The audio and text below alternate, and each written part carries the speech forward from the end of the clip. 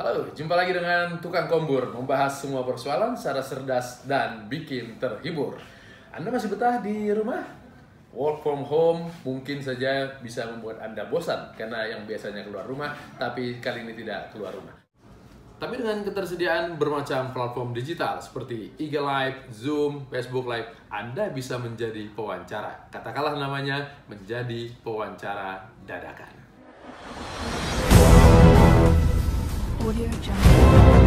Teman-teman, menjadi pewawancara. Kita semua pasti pernah mewawancara, apalagi jurnalis. Ketika sekarang work from home, kita banyak di rumah. Lalu kemudian didukung oleh platform digital yang begitu banyak. IG bisa live, siapapun bisa menjadi pewawancara. Kita menjadi bingung, kenapa semua orang bisa menjadi pewawancara?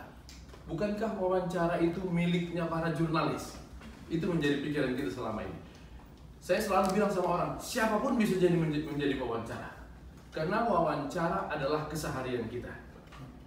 HRD mewawancarai calon pekerja, hakim mewawancarai terdakwa, dokter mewawancarai pasien. Jadi sebenarnya wawancara itu ada pada semua lini kehidupan kita.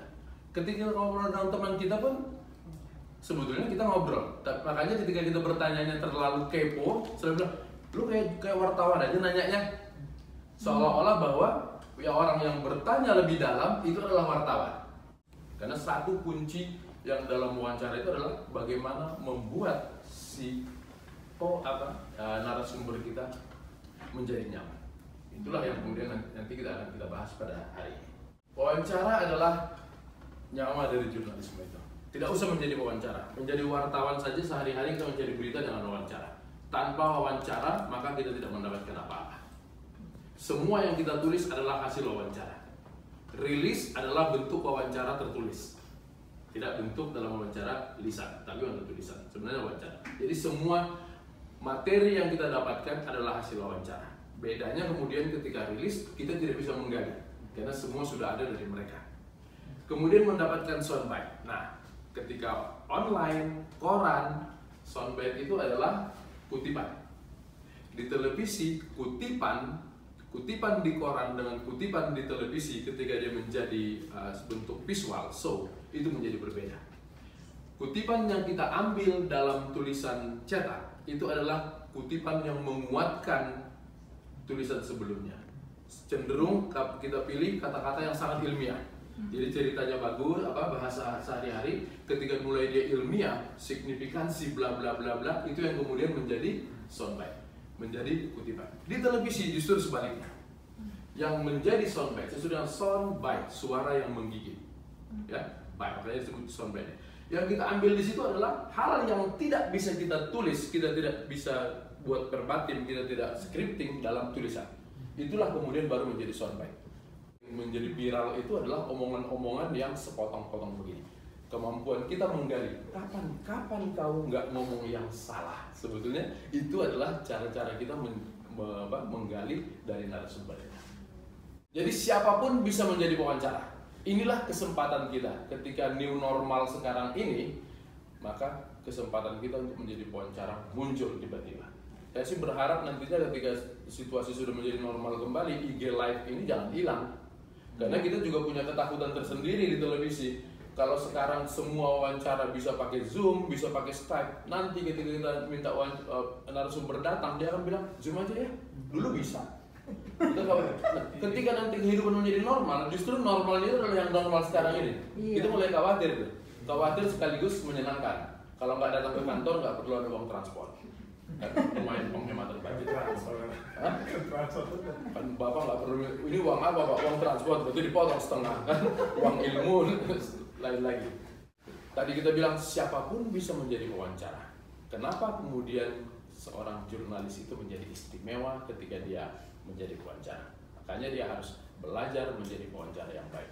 Karena jurnalis itu adalah fungsinya mencari tahu. Kan kita sering dengar orang ngomong begini, suka-suka gua, sosmed gua. Kesalahan besar. Ketika dia ada kata sosial di sana. Jadi seolah-olah media mainstream lah yang harus ada aturan. Sosial media boleh tidak punya aturan. Kan sekarang UU ITE mau nyasar sampai ke hal-hal seperti ini kan, YouTube segala macam, bahkan WA aja bisa disasar oleh undang-undang ITE.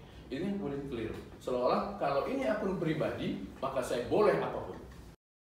Dipakai di situ kan, cuman karena YouTube kata dia ini YouTube bukan berita, kenapa harus dipersoalkan?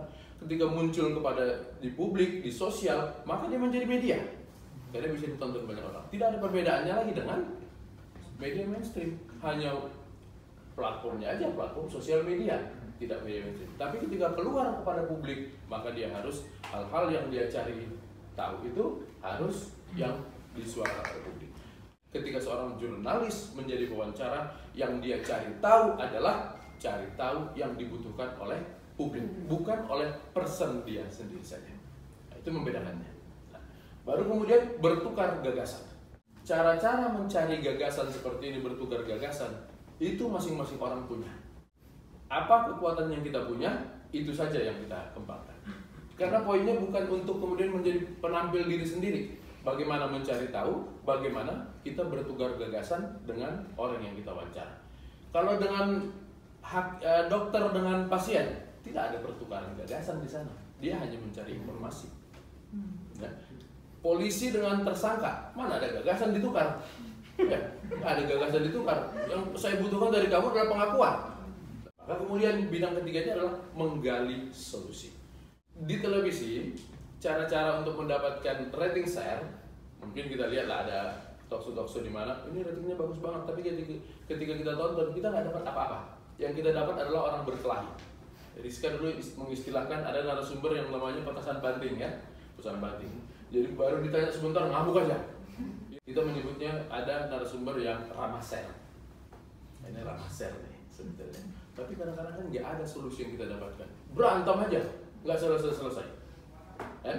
Nah, jadi talkshow yang baik itu adalah karena jurnalis itu berbeda, maka dia harus mencari tahu, ada pertukaran gagasan antara kita dengan narasumber dan menggali solusi. Itulah tadi, kalau Anda mau menjadi seorang pewawancara. Kalau Anda menyukai channel ini, silakan like and subscribe untuk mendapatkan beragam berita-berita yang cerdas dan menghibur. Bagaimana mengelola sebuah talkshow yang baik? Tunggu terus di channel ini.